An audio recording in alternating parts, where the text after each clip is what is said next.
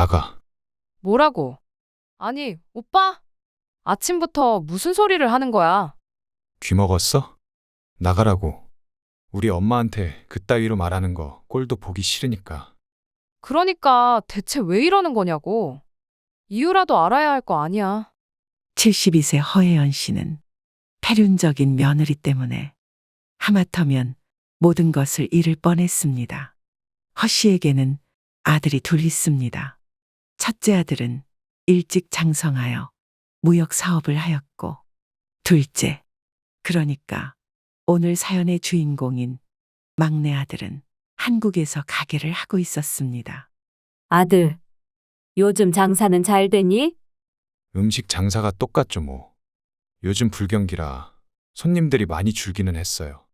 겸손한 말과는 다르게 허 씨의 막내 아들은 장사 수완이 있어서 벌써 동네에 점포를 3개나 가지고 있었고, 서울 번화가 쪽에도 가게 오픈 준비를 하는 등 활기찬 삶을 살고 있었습니다.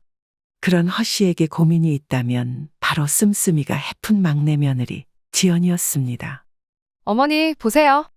이번에 새로 나온 가방인데 정말 예쁘지 않아요? 지연이 휴대폰 화면을 허 씨 앞에 들이밀었습니다. 허 씨는 한숨을 내쉬었습니다. 또 가방이니? 지난달에도 샀잖아. 그건 다른 브랜드예요. 이건 완전 리미티드 에디션이고 지금 안 사면 영영 못 구한다고요. 막내 며느리는 아들이 열심히 돈을 벌면 버는 족족 명품이나 자기 친구들과 가는 해외여행으로 낭비했습니다. 엄마, 전 괜찮아요. 지연이가 좋다면 사줘야죠. 아들은 언제나 그랬듯 부드럽게 웃으며 자기 아내의 손을 잡았습니다. 하여간 남자들은 결혼 초기에는 정신을 못 차린다니까. 허 씨는 말을 끝맺지 못했습니다. 그런 며느리의 행동을 허 씨는 좋게 보지 않았지만 정작 아들은 지연을 끔찍이 사랑했기에 그냥 가만히 놔두었습니다. 괜히 긁어 부스럼을 만들고 싶지 않았거든요. 그러던 어느 날 허 씨는 백화점 화장품 코너에서 익숙한 목소리를 들었습니다. 이봐요. 대체 고객을 뭘로 아는 거예요? 자꾸 그따위로 응대할 거예요. 큰 소란이었습니다. 의아함에 허 씨가 소리가 나는 쪽으로 가보니 며느리 지연이 한 여직원에게 고래고래 소리를 지르고 있었습니다. 직원은 지연이에게 고개를 푹 숙인 채 말했죠. 죄송합니다, 고객님. 제가 더 잘 확인했어야 했는데. 정말 죄송합니다. 직원이 고개를 숙이며 연신 사과했습니다. 그럼 더 좋게 말하든가 했어야지. 내가 여기 VIP인 거 몰라요. 요즘 백화점은 VIP를 이딴 식으로 대하나? 지연의 목소리가 점점 높아졌고 주변의 시선이 집중되었습니다. 지금 당장 여기 책임자 나오라고요. 당장! 죄송합니다, 고객님. 제발 진정하세요. 진정? 내가 지금 진정하게 생겼어? 너 같은 거 말고 책임자 나오라고 하라고. 어린 직원은 어쩔 줄 몰라 하다 결국 무릎까지 꿇었습니다. 고객님 정말 죄송합니다. 제발 진정하시고 제 얼굴을 봐서라도 그만해주세요. 아니, 지연이 제가 지금 뭘 하는 거야? 그 모습을 지켜보던 허 씨가 결국 참지 못하고 며느리에게 다가가려는데 며느리가 먼저 기이한 행동을 했습니다. 네 얼굴을 봐서라도. 그래, 어디 잘 봐줄게. 말과 함께 지연이 직원의 얼굴에 침을 뱉었습니다. 수치심에 직원의 몸이 부르르 떨리는 사이 허 씨가 며느리의 곁에 도착했습니다. 지연아, 너 지금 여기서 뭐 하는 거니? 갑작스러운 시어머니의 등장에 며느리의 얼굴이 굳었습니다. 어머니, 여기는 어쩐 일로? 어쩐 일이긴. 나도 너처럼 백화점에 물건 사러 온 거지. 아니, 그런데 넌 대체 왜 아까부터 죄 없는 어린 아가씨를 괴롭히는 거니? 게다가 방금 너 사람 얼굴에 침을 뱉은 거야? 허 씨는 얼른 어린 여직원을 일으켜 세우고는 자신의 손수건으로 직원의 얼굴을 닦아주었습니다. 내가 대신 사과할게요. 우리 며느리가 아직 철이 없어서 그래요. 아닙니다, 고객님. 직원은 여전히 트라우마에 시달리는 듯 몸을 떨었지만 허 씨는 그런 직원의 모습이 더 불쌍할 뿐이었습니다. 주변에서 며느리의 행동을 구경하던 사람들이 하나둘 혀를 찾고 더는 이렇게 있어서는 안 되겠다는 생각에 허 씨는 얼른 며느리의 팔을 붙잡고 현장을 벗어났습니다. 지연아, 너 대체 왜 그런 거니? 화가 났어요. 아니, 아무리 화가 나도 그렇지. 어떻게 사람 얼굴에 침을 뱉어. 나는 그런 꼴은 살면서 처음 봤다. 정신없이 인파를 벗어나 나오던 허 씨는 이내 며느리에게 물었습니다. 차는 가져왔니? 아니요, 택시 타고 왔어요. 그럼 내 차 타고 가라. 내가 집에 태워다 줄 테니. 아들과 며느리의 집은 허 씨의 집과는 정반대 방향이었지만 어차피 만났으니 데려다 줄 생각이었습니다. 그런데 차에 오른 지연이 입을 꼭 다물고 창밖만 바라보는 게 아니겠어요. 마치 꼭 심통이 잔뜩 난 철부지 여자아이 같았습니다. 운전하던 허 씨는 그런 며느리의 태도에 어이가 없어 입을 열었습니다. 너 지금 나한테 화났다고 시위라도 하는 거니? 며느리는 잠시 침묵하다 고개를 돌렸습니다. 솔직히, 맞아요. 아까 어머니께서 왜 그러셨는지 이해가 되지 않네요. 무슨 말이야? 아까 그 상황에서 분명 직원이 잘못을 한 거잖아요. 가족인 어머니께서 제 편을 들어주지는 못할 망정. 오히려 남의 편을 드시다니. 그것도 그 많은 사람 앞에서요. 서운한 마음을 숨기기가 힘드네요. 허 씨는 황당한 표정으로 그 직원이 도대체 무슨 잘못을 했단 말이니? 대체 뭘 했길래 지금까지 이러는 건데? 허 씨는 혹시 자신이 놓친 중대한 사유라도 있는 걸까 싶어서 물었습니다. 그런데 며느리로부터 돌아온 답변은 황당했습니다. 얼굴 표정이 기분 나빴어요. 뭐라고? 얼굴 표정이요? 그 어린 것이 저를 쳐다보는 눈깔 꼬라지가 정말 마음에 안 들었다고요.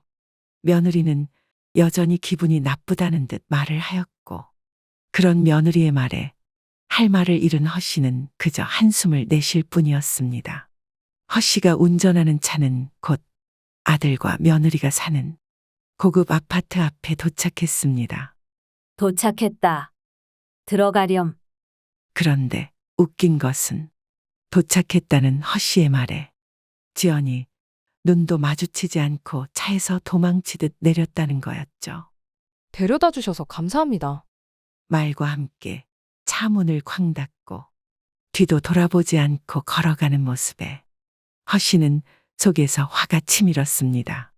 저게 진짜 어른이 여기까지 데려다 줬으면 훨씬 더 좋은 태도로 인사할 수도 있을 텐데.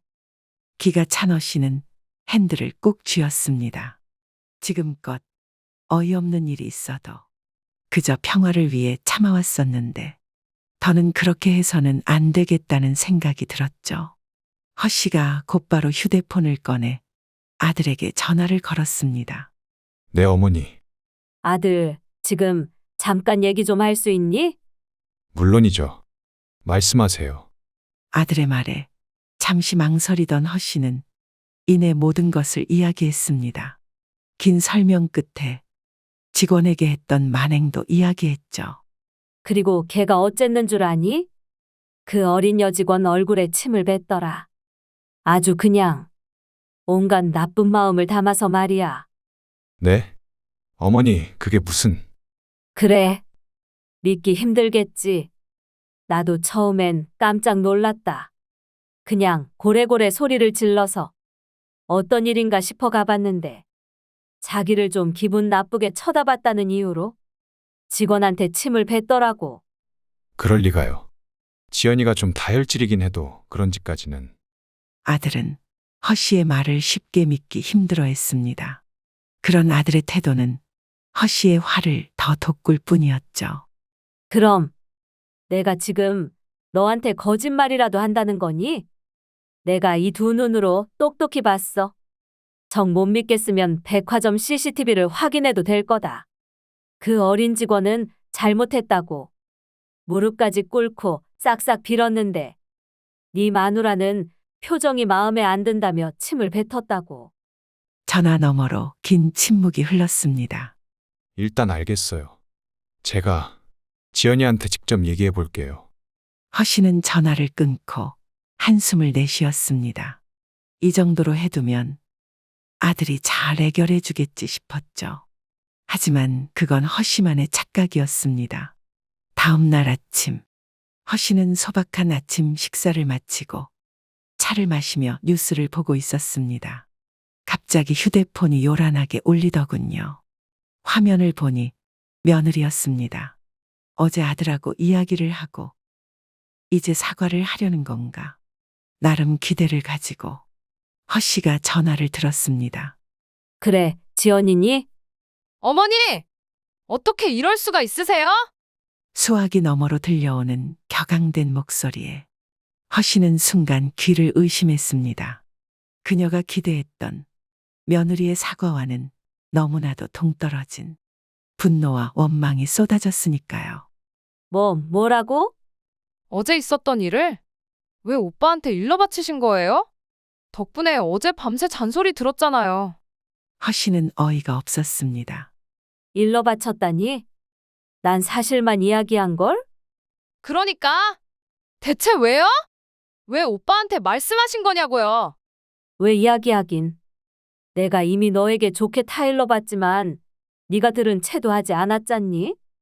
계속 그렇게 두면 너한테도 안 좋고 결국 너희 부부 모두에게 좋지 않을 테니 이야기를 한 거다. 아, 그러니까 어머니가 왜 끼어드시냐고요? 며느리 입장에서 자기 남편에게 혼난 게 억울할 수야 있겠지만 점점 선을 넘어서 마치 허 씨를 아랫사람처럼 대하는 모습에 허 씨도 더는 참지 않았습니다. 너 지금 나한테 성질내는 거니? 참고 참던 시어머니의 한마디였죠. 그런데 글쎄, 며느리의 반응은 네, 성질내는 거 맞아요. 어머니는 저를 오빠한테 혼나게 했는데 왜 저는 어머니한테 한마디도 못하는데요? 저를 서운하게 하셨으면 어머니도 스트레스 받으셔야죠. 아니 뭐 이런 애가 다 있지. 상식을 초월하는 며느리의 답변에 허 씨는 할 말을 잃었습니다. 원래 어디 가서 말로 쉽게 밀리는 편은 아니었지만 며느리의 무개념한 행동은 할 말을 잃게 했으니까요. 하여간 두 번 다시 이런 행동은 하지 말아주셨으면 해요. 며느리는 멋대로 전화를 끊어버렸습니다. 허 씨는 휴대폰을 내려놓고 가슴을 부여잡았습니다.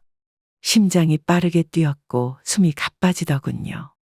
애가 지금 제정신인가? 술이라도 마시고 나한테 화풀이하는 거 아니야. 기대했던 사과는커녕 오히려 자신을 공격하는 며느리에게 허 씨는 깊은 배신감을 느꼈습니다.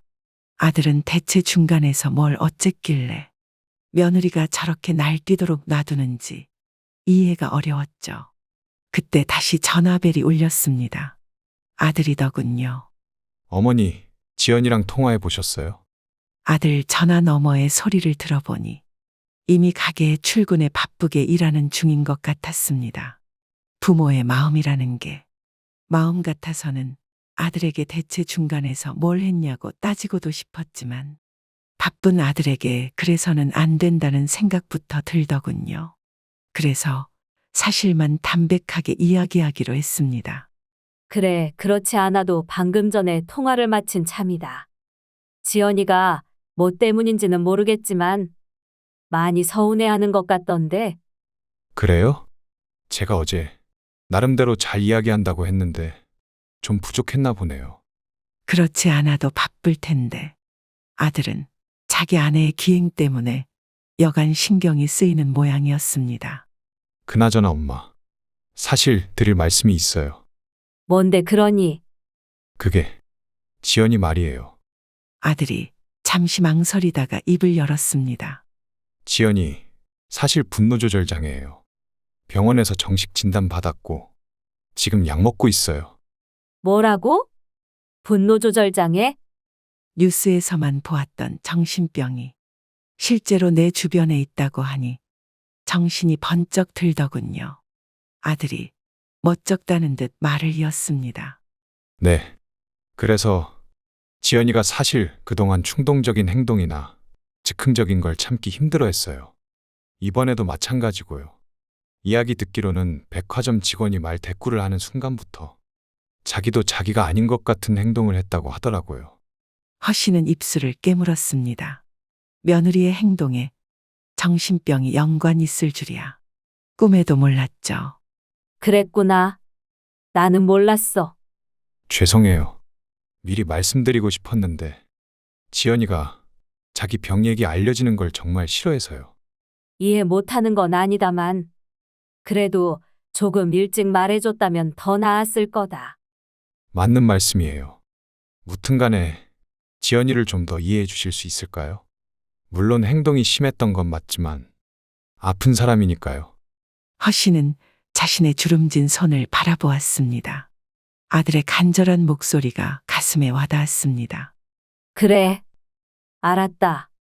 내가 좀 더 이해해 볼게. 감사합니다, 어머니. 제가 식당 일 좀 마무리하고 주말에 뵐게요. 전화를 끊고 허 씨는 깊은 한숨을 내쉬었습니다. 거실 창밖으로 보이는 하늘은 맑았지만 마음은 복잡하기만 했습니다. 분노 조절 장애라. 이제야 그동안 이해 불가였던 며느리의 행동들이 조금 이해되었습니다. 갑작스러운 감정 폭발, 과도한 소비, 충동적인 여행까지 모두 그 병 때문이었을까요? 하지만 아무리 그래도 허 씨는 고개를 저었습니다. 아무리 병이 있다고 한들 그걸 핑계로 잘못을 계속한다는 것은 옳지 않다고 생각했습니다. 나도 며느리를 이해하려 노력해야겠지만 지연이도 자기 잘못을 인정할 줄 알아야 할 텐데. 가장 마음에 걸리는 건 며느리가 전화로 폭언을 퍼부은 후 사과 한마디 없었다는 점이었습니다. 아무리 화를 조절하기 어렵다고 한들 이제라도 전화 한 통에서 미안하다고 해야 하는 것이 정상인데 말이죠. 앞으로 지연이랑 어떻게 지내야 할지가 고민이네. 허 씨는 깊은 고민에 빠졌습니다. 며느리가 앞으로도 자신에게 함부로 해도 된다고 생각하면 어쩌나 싶었죠. 주말이 되었습니다. 허 씨는 아침부터 분주히 음식을 준비했습니다. 아들 부부가 오기로 한 날이었으니까요. 솔직히 며느리를 보고 싶은 마음은 없었지만 그래도 아들은 너무 그리웠습니다. 어머니, 저희 왔어요. 초인종 소리와 함께 현관문이 열렸습니다. 아들이 들어오고 바로 뒤에 며느리 지연이 함께 했습니다. 지연은 평소와 같이 화려한 옷차림이었지만 표정은 조금 더 어두웠죠. 왔구나. 식사 준비 다 됐으니 들어와서 앉아. 허 씨는 며느리와 눈을 마주치지 않으려 애썼습니다. 며느리의 분노 조절장애 진단 소식을 들은 후 조금은 이해하려고 노력하는 중이었지만 여전히 마음이 불편했습니다. 어머니, 너무 감사해요. 일부러 저희 맞춰서 이런 걸 다 준비해 주시고. 지연이 밝은 목소리로 인사했습니다. 마치 지난번 전화에서 폭언을 했던 사람이 아닌 것처럼 자연스러웠죠. 그 모습이 뻔뻔스러울 정도였습니다. 별거 아니다. 들어와서 앉아. 식탁에 앉은 셋은 조용히 식사를 시작했습니다. 어색한 침묵 속에서 아들이 말을 꺼냈습니다. 어머니, 지난번에 말씀드린 서울 가게 개업 준비가 거의 끝났어요. 다음 달쯤 오픈할 것 같아요. 그래? 잘 됐구나. 요즘 경기가 어렵지만 우리 아들이라면 충분히 잘 해내고도 남을 거다. 대화가 오가는 사이 갑자기 아들의 휴대폰이 울렸습니다. 죄송해요, 어머니. 일 때문에 온 전화라. 좀 받고 올게요. 아들은 서둘러 자리를 떠났고 거실에는 허 씨와 며느리만 남았습니다. 불편한 침묵이 흘렀습니다. 그래도 어른이니까 하는 마음으로 허 씨가 먼저 입을 열었습니다.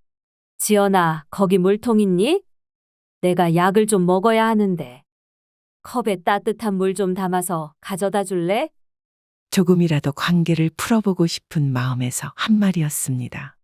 며느리가 순순히 고개를 끄덕이더군요.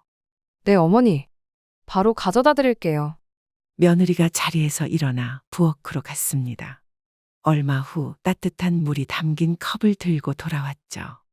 여기요, 어머니. 허씨는 손을 뻗어 컵을 받으려 했습니다. 그런데 컵이 손에 닿기 직전 지연의 손이 살짝 기울어졌고 뜨거운 물이 허씨의 발치에 쏟아졌습니다. 아, 뜨거워. 다행히 바지가 두꺼워 화상을 입진 않았지만 깜짝 놀란 허씨는 의자에서 벌떡 일어나야 했습니다. 뭐 하는 짓이야? 조심했어야지. 어머, 죄송해요. 손이 미끄러졌네요. 지연은 놀란 표정을 지었지만 정작 입꼬리는 살짝 올라가 있었습니다. 그걸 본 허씨의 직감이 소리쳤습니다. 전연저거 일부러 한 거라고요. 너 방금 일부러 그런 거지? 내가 모를 줄 알아? 어머니, 무슨 말씀이세요? 정말 실수였어요. 며느리는 천연덕스럽게 대답했지만 눈빛은 전혀 미안해 보이지 않았습니다.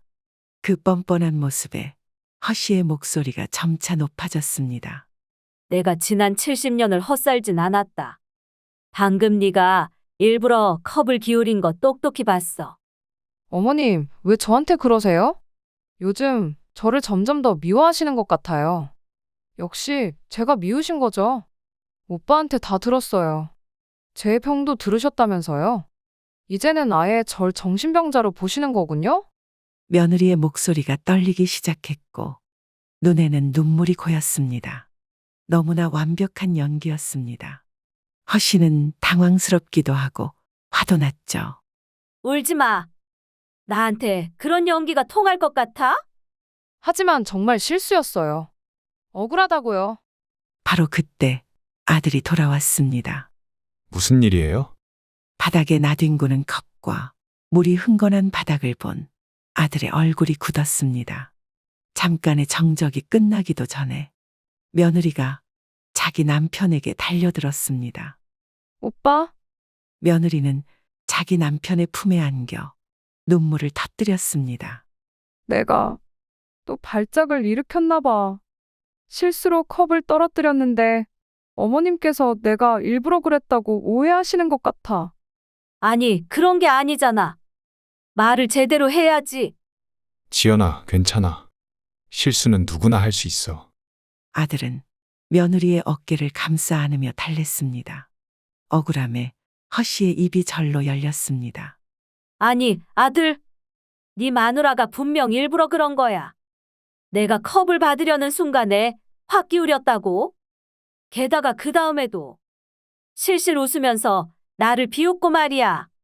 하지만 허씨의 말에도 아들의 눈에는 원망이 잔뜩 서려 있었습니다. 어머니, 아무리 그래도 지연이가 일부러 그럴 리가 없잖아요. 어머니도 지연이가 지금 치료받고 있다는 거 아시면서 이해 좀 해주세요.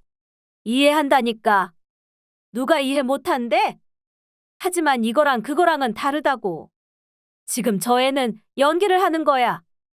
허씨가 억울함을 호소하는데 며느리가 아들의 등 뒤에 숨어 미소를 지으며 목소리는 구슬프게 내더군요. 어머니, 정말 저를 너무 미워하시는 것 같아요. 저는 정말 실수였는데. 그 불효시 같은 모습에 허씨는 할 말을 잃었습니다. 아들은 한숨을 내쉬며 지연을 더 꼭 안았습니다. 지연은 그 품에서 훌쩍이며 울었고요. 말 그대로 혼신의 연기였습니다. 다 내 잘못이야, 오빠. 내가 다 잘못. 내가 없었으면 오빠랑 어머님이 이렇게 싸우지도 않았을 텐데. 허씨는 어이가 없어 말문이 막혔습니다. 상황이 완전히 뒤집힌 느낌이었습니다. 자기가 애초에 이 싸움을 붙여놓고서는 어떻게 사람이 저렇게 아무렇지 않게 거짓말을 할 수 있는 건지. 아니, 자세히 좀 봐봐. 저거 지금 연기하고 있는 거라고. 내가 새삼 왜 지연이를 미워하겠니? 쟤 아까 정말 일부러 나한테 물을 끼얹은 거라니까. 어머니, 그만하세요. 지연이가 얼마나 스트레스를 받고 있는지 모르시겠어요. 자기 병 때문에 이미 충분히 괴로운데 이제는 어머니까지. 정말 너무하세요. 아들의 눈에는 분노가 가득했습니다. 허 씨는 자신의 아들이 완전히 며느리의 소나기에 있다는 것을 실감했습니다. 그리고 그때였어요. 며느리가 허 씨를 향해 싱긋 웃은 것은요. 방금 날 보면서 비웃은 거. 그거 못 봤니? 어머니, 제발. 허 씨가 무엇라 하든 아들에게는 아무런 소용이 없는 것 같았습니다. 아들 부부가 떠난 후 허 씨는 거실에 혼자 남았습니다. 바닥에 묻은 물을 닦으며 한숨만 나왔습니다. 이게 무슨 일이람? 내가 뭘 그렇게 잘못했다고. 허 씨는 방금 있었던 일을 되짚어 보았습니다. 며느리가 일부러 물을 쏟은 것은 분명했습니다. 하지만 그걸 증명할 방법이 없었죠. 내가 조금만 젊었다면 어떻게든 더 말을 잘해보거나 했을 텐데. 나이가 드니까 그냥 화만 나고 입은 둔하고. 허 씨는 마음을 진정시키려 했었지만 가슴 한편이 뜨끔뜨끔 아파왔습니다. 아들이 자신을 오해하는 것이 가장 큰 상처였습니다. 어딘가로 하소연하고 싶다는 생각에 평소에 자주 연락을 하는 친구 평자부터 생각이 났습니다. 다음 날 허 씨는 평자의 집에 도착하자마자 모든 이야기를 쏟아냈습니다. 그래서 말이야. 그 애가 물을 일부러 쏟은 거야. 그런데 정작 아들은 내 말을 믿지도 않고. 평자는 허 씨의 손을 꼭 잡아주었습니다. 아이고 정말. 다들 너무하네. 너네 아들도 원래 그런 애가 아닌데. 왜 그랬을까? 내 말이. 나도 처음에는 정말로 그 녀석들을 이해해 보려고 했어. 다른 것도 아니고 병이라니까.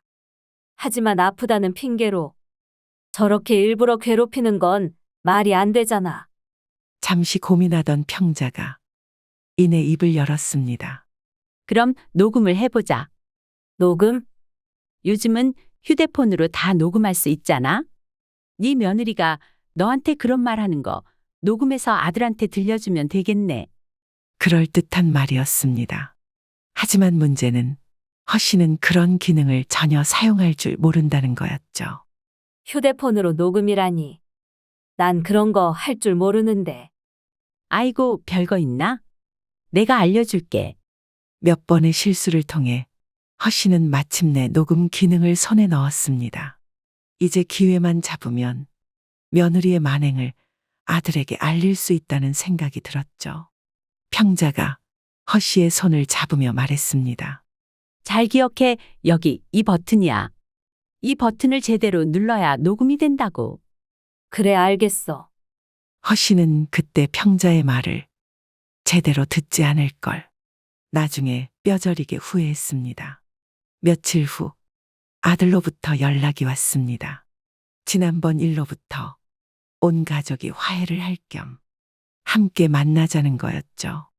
허 씨는 즉시 승낙했습니다. 하늘이 나를 돕는구나. 이 망할 부려시를 내가 아주 제대로 정신 차리게 만들어야지. 약속된 주말에 셋은 인근 식당에서 만났습니다. 며느리 지연은 마치 아무 일도 없었던 것처럼 환한 미소를 짓더군요. 어머니, 잘 지내셨어요? 허 씨를 위해 직접 골랐다는 케이크 상자를 내밀며 싱긋 웃는 모습이 영락없는 효부 같았습니다. 허 씨는 마음속으로 읊조렸습니다. 연기 하나는 정말 대단하구나. 심지어 지연은 식사 전에 허 씨에게 먼저 사과를 했습니다. 어찌되었건 지난번에 어머니 마음을 아프게 해드려서 정말 죄송해요. 용서해주세요, 어머니.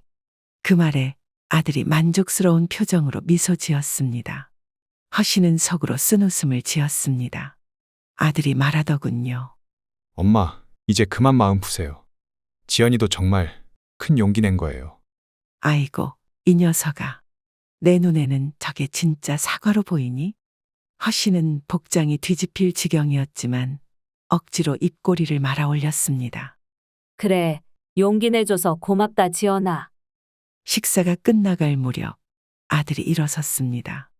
잠깐 화장실 좀 다녀올게요. 그리고 예상대로 아들이 자리를 비우자마자 며느리의 표정이 싹 변했습니다. 마치 썰물처럼 빠져나가는 미소. 그것을 본 허씨가 말을 걸었습니다. 지연아, 거기 있는 휴지 좀 주겠니? 며느리는 대답하지 않고 고개를 돌렸습니다.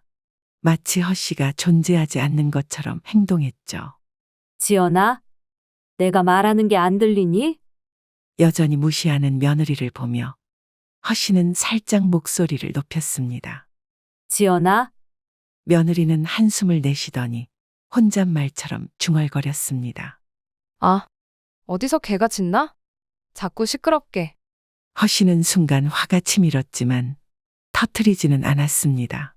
이미 평자가 알려준 대로 주머니에서 녹음이 진행 중이었으니까요. 침착하게 증거를 모으려고 했죠. 지연아, 네가 왜 나한테 이러는지 궁금하구나. 분명히 아까 나한테 사과를 해놓고서는. 허씨의 말에 며느리가 코웃음을 쳤습니다. 뭐래? 자기 휴대폰의 시선을 고정한 채 며느리는 허씨를 은근히 도발하고 있었습니다. 허씨가 다음 말을 하기도 전에 그 아이가 고개를 들어 허씨를 똑바로 노려보더군요. 또 뜨거운 물을 끼얹어 드릴까요? 이번에는 얼굴에? 충격적인 말이었습니다. 역시 아까 했던 사과는 모두 거짓된 것이었구나.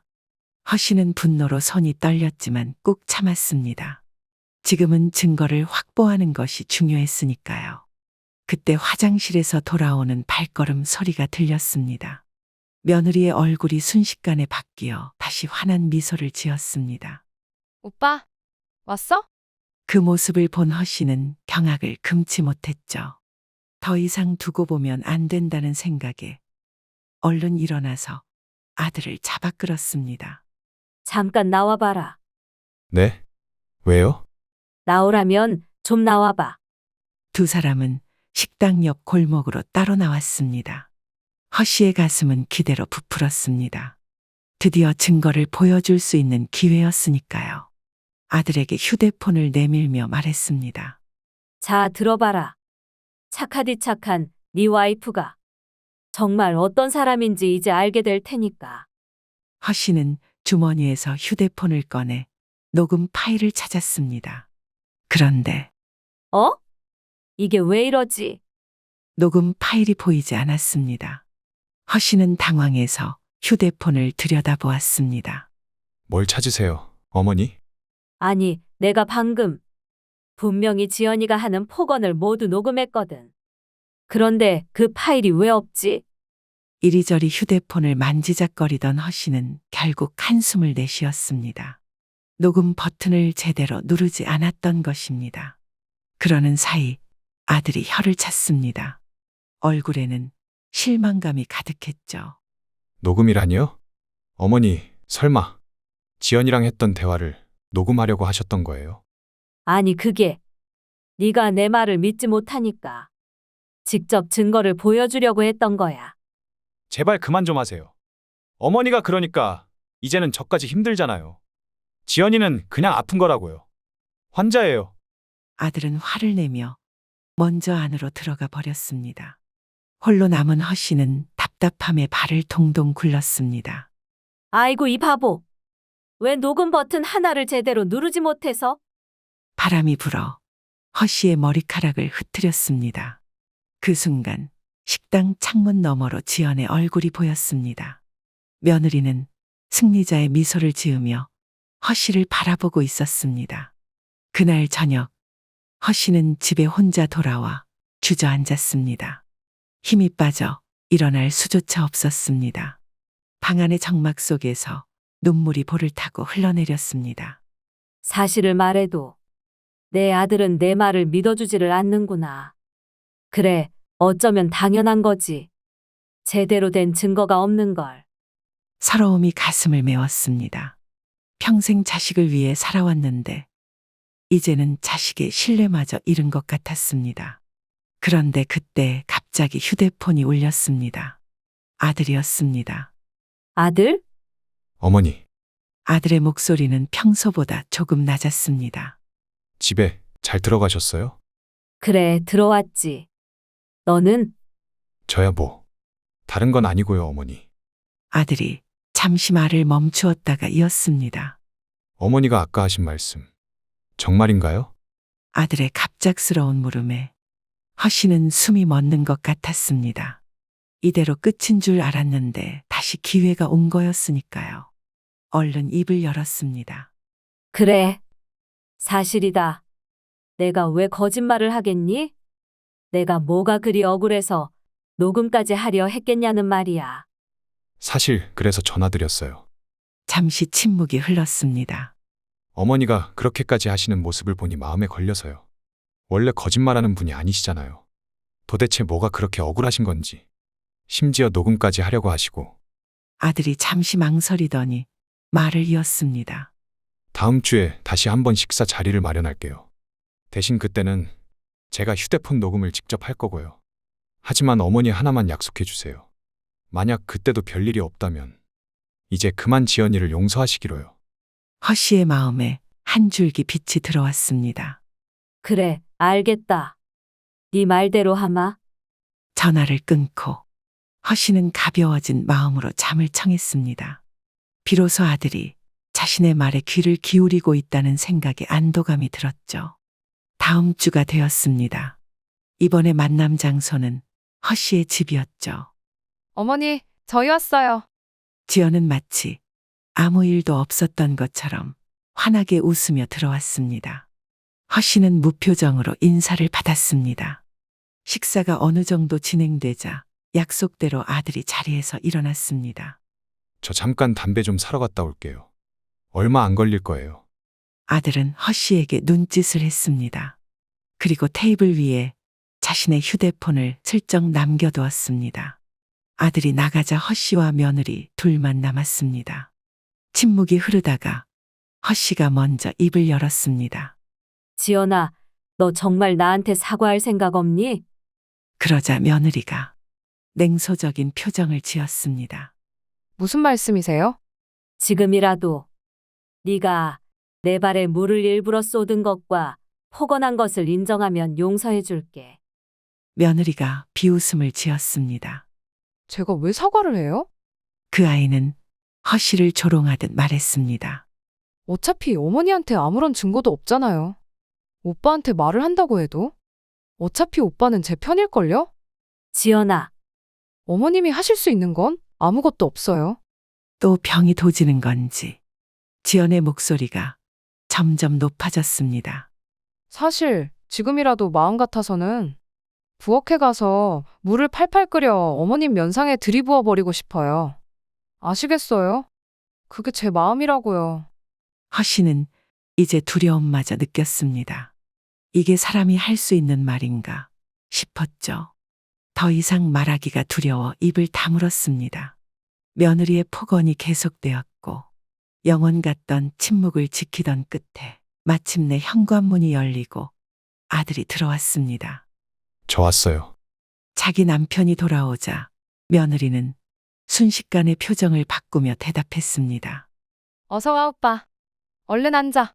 아들은 잠시 지연의 얼굴을 바라본 후 테이블 위에 두었던 휴대폰을 집어들었습니다. 지연아, 사실 알려줄 게 있어. 뭔데? 요 며칠 어머니와 이야기를 나눴고 어머니께서 계속 널 의심한다는 걸 알게 됐어. 그리고 그래서 어쩔 수 없이 어머니와 너의 대화를 녹음해 보자고 결론 내렸고. 아들의 말에 며느리의 얼굴이 하얗게 변했습니다. 뭐라고? 아니, 왜 그걸 나랑 상의도 없이 결정해? 걱정하지 마. 난 네 결백을 믿고 오히려 너를 위해 녹음한 거야. 함께 들어보자. 굳이 지금? 아니야. 그러기 싫어. 며느리의 만류에도 아들은 재생 버튼을 눌렀습니다. 그러자 기다렸다는 듯 지연의 폭언이 그대로 흘러나왔습니다. 사실 지금이라도 마음 같아서는 부엌에 가서 물을 팔팔 끓여 어머님 면상에 들이부어 버리고 싶어요. 아시겠어요? 그게 제 마음이라고요. 충격적인 발언에 아들의 얼굴이 돌처럼 굳었습니다. 눈에서는 분노가 불꽃처럼 타올랐죠. 너, 이게 무슨 소리야? 정말 우리 어머니한테 이딴 말을 했어? 며느리는 당황해서 말을 더듬었습니다. 그런 게 아니라, 발작? 발작이야. 내 발작이 또 시작됐던 거야. 오빠도 알잖아. 이건 내 진심이 아닌 거. 그냥 병이라고. 아들은 고개를 절레절레 흔들었습니다. 그동안 널 믿었는데 어머니 앞에서 너를 끝까지 변호했던 나 자신이 바보 같다. 오빠, 내 말 좀 들어봐. 그게 아니라니까. 나 환자인 거 알잖아. 며느리의 말에도 아들은 고개를 가로저었습니다. 분노 조절 장애라고 해서 네가 이런 식으로 행동해도 된다는 뜻은 아니야. 더 이상 네 가증스러운 입에서 나오는 말도 듣기 싫다. 그만 나가줘. 오빠! 나가라니까. 아들은 현관문을 가리켰습니다. 며느리가 잠시 울먹이더니 곧 울며 가방을 들고 나가버렸습니다. 문이 닫히자 허씨는 다리에 힘이 풀려 그 자리에 주저앉았습니다. 그간 있었던 억울한 일들이 물밀듯이 밀려와 눈물이 쏟아졌습니다. 어머니, 아들이 허씨 곁에 무릎을 꿇고 앉았습니다. 녀석의 눈에도 눈물이 고여 있었습니다. 모두 제 잘못이에요. 진작에 어머니 말을 믿었어야 했는데. 아들의 말에 허씨는 고개를 가로저었습니다. 아니다. 너로서는 그게 최선이었겠지. 허씨는 아들의 어깨를 토닥였습니다. 아들은 어머니를 껴안고 흐느꼈습니다. 정말 죄송합니다, 어머니. 용서해 주세요. 제가 정말 불효자예요. 두 사람은 오랫동안 아무 말 없이 서로를 안고 있었습니다. 끝없는 눈물이 모자에 옷을 적셨습니다.